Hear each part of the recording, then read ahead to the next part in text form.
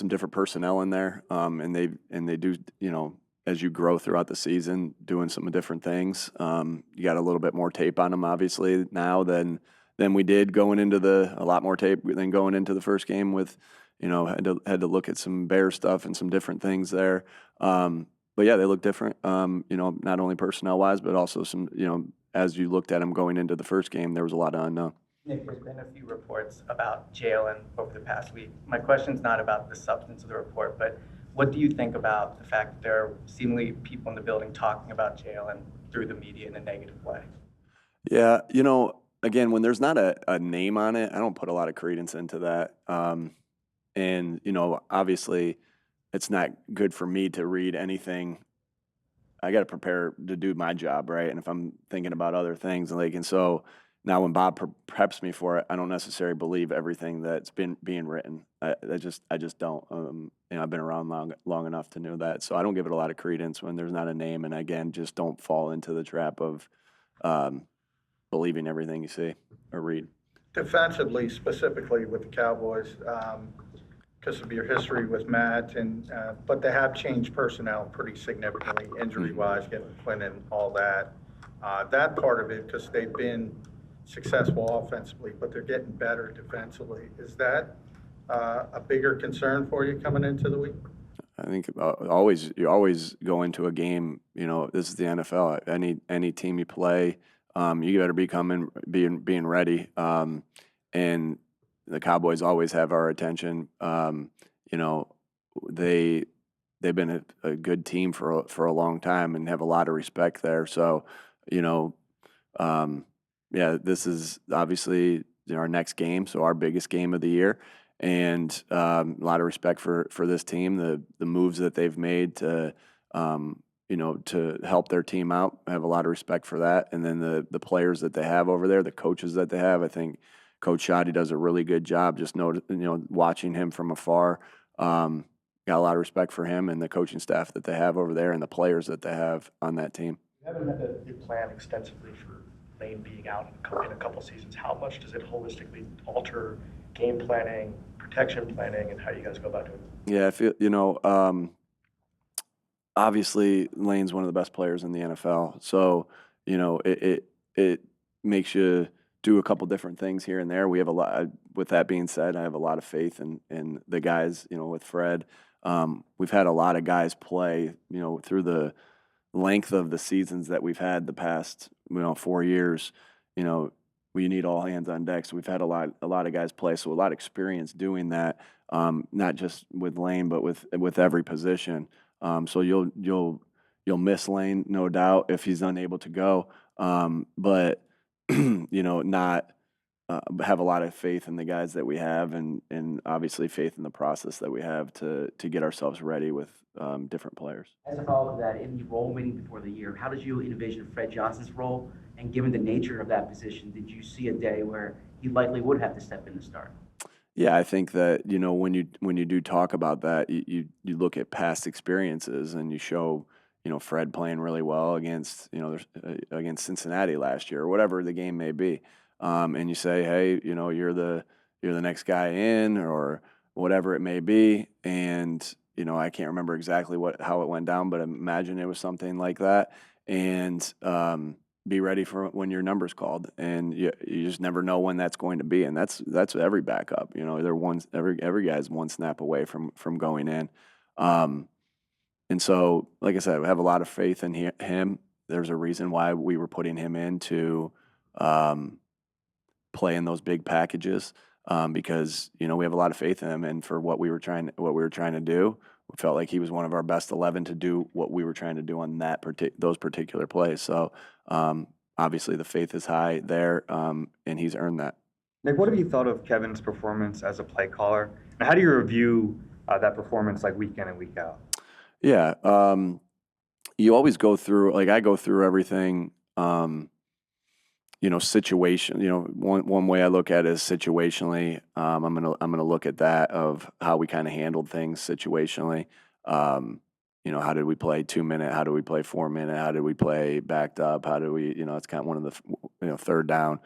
And so red zone, all those different things, and because there's got to be alignment with the vision of how we manage the game as well. All right, and then excuse me, and then I'll look at with the design or anything like that. Hey, was this issue an issue that we lost because of play design, or was this an issue that we lost because we didn't execute? Right, always going to look at that. And then just look at the flow of game. Why he's doing things, this and that. Hey, and maybe it's questions here and there. Hey, why did you do this here? Why did you do that there? So it's just the interactive part of it that I wouldn't say it's anything real unique, but it besides the things I just talked about, but more so the flow of how you watch every game together and every practice together. What did you think here? Hey, oh man, what if we, what if we'd have done this instead of that? And so, again, I think he's done a good job. We found ways to win. We have a lot to improve on. And he'll tell you he needs to continue to improve. We all need to continue to improve. But I think he's done a lot of good things, and then and he's got to continue getting better. What do you think has allowed Morrow to take the leap that he has this year? Yeah, this guy, I wish you guys could see every day. There's sometimes I don't want you guys in here at all, and then there's sometimes I wish you guys could see everything every day. I'm just teasing. But I wish you could see the everyday process that he goes through.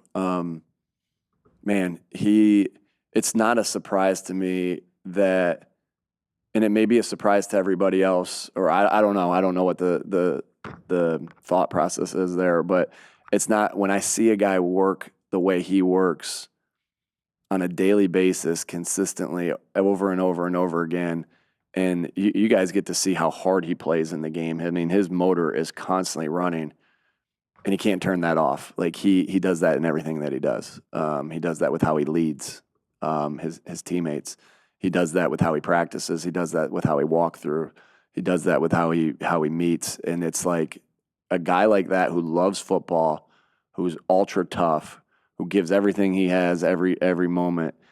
God willing, those guys are going to reach their ceiling. They have no choice. There's no other choice. Like, you can't put in the work that he puts in with the relentless effort that he puts it in with and not reach your ceiling if God willing. So, as good of and as talented as he is, as you hear it in my answer, it's all about the other stuff that he has, in his, with how he kind of goes through about his business. How about with Jordan Davis, won the NFC Defensive Player of the Week this week? What's your vantage point on his development? Yeah, just proud of him, because I think what a great example of, the world that we live in today, instant gratification. And, he had to go through some ups and downs, always has made plays for us, whether, starting in 2022. But there's been ups and downs in his career. And he's just continued to put his head down and work. He's got himself in the best shape of his life. I think he's seeing that, and it's paying off. And yeah, just can't say anything more, but just happy for him, and because of all the work that he's put into to get that acknowledgement that he got from the NFL, and he's been playing really good football, and it's awesome to be able to talk about those guys like Morrow and Jordan, and their continued development, because they're really helping us win games. You mentioned Rathman the other day on protecting the ball. Is there anybody on the other side of the ball that, through your course of the years, that has really influenced the way you try to take away the ball? I thought Coach Eberflus was really good in that aspect, and obviously Gannon was with him, and so Jonathan and I thought about that the exact same way. But I always thought that Coach Eberflus was really good at emphasizing that, being that his background just with the with the Tampa 2 stuff and the old Bears, and I'm not saying he was there during that Bears era, but he had those ties there, and they won so many games that way. So yeah, I give Coach, I purposely left him out the other day because I didn't want to give him any praise going into our game. But I think that Coach Rathman, Coach Singleton, Coach Eberflus all have had a good influence on me as far as the protecting the football and taking the football away. A lot of the 3-and-outs have come when you guys have been backed up. I imagine percentage-wise, most teams go more 3-and-out in that area. But have you identified what it is, and how can you guys kind of break that tendency Of going 3-and-out or being backed up? going 3-and-out when you're more backed up? Yeah. I think that there are common themes. Obviously won't get into the specifics there, but, being in 3rd and long, I've been saying that all year. When you're in 3rd and long, it's harder to convert it, obviously, than 3rd and 2 to 6 or 2 to 5 or whatever it is. And so it's being efficient on those plays and, eliminating some of the things that put you in the hole, whether that's a penalty, whether that's a negative play. And again, when I say those things, I'm looking at everybody. It's the play call, it's the execution, it's everything. And so, I think I think it always keeps coming back to being able to be ahead of the sticks, and being able to be explosive. It doesn't have to creep its way out of there, right? It doesn't have to be 3-yard gain, 3-yard gain, 5-yard gain, 7-yard gain. It can be 20-yard gain, being explosive back there as well, which is some of the things that we're continuing to work on as a staff, as players, of how we be more efficient in those areas. As you try to find, You spoke a lot about yards after the catch, and you specifically mentioned getting the ball with guys running within 5 yards of the line of scrimmage. Has that shifted over your time here? Do you see changes in terms of the route concepts? How do you explain that? Not necessarily that shifted, but obviously want to always be able, defenses have changed, slightly, but you still try to work your way to get the shallows and crossers against what you want them. And again, we've had areas of success with that here, have had areas of success with that in the past of other places I've been. Always something that we want to think about to be able to get our guys the ball in space to make plays. And that's, maybe there's different thoughts of how we do it now. That doesn't mean we aren't still thinking about the other ways we've done it as well. But obviously you grow, you add something to it, you take something away from it to continue to try to make it be what you want. Last one, Cade. as you try to find more consistency on offense, how do you not fall into the trap of maybe pressing or getting out of character to make some of those explosives or get things going? Yeah, I think that's a good question. I think that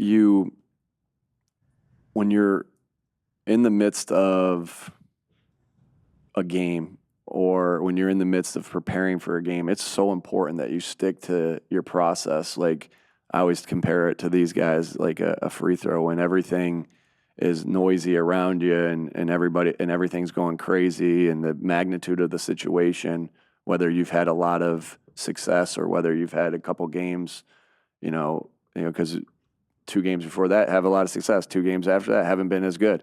And regardless of what that is, there's always going to be ups and downs in a season. There's always going to be ups and downs in a life. Like, I try to put as much of this into life as I possibly can, because my job's not, the way I look at my job is not just to help them become better football players. I want to help them become better men. And it's being locked in, laser focused on the process, your dribbles, instead of, what appears to be chaos or comfort or whatever it is. And so you attack it the exact same way.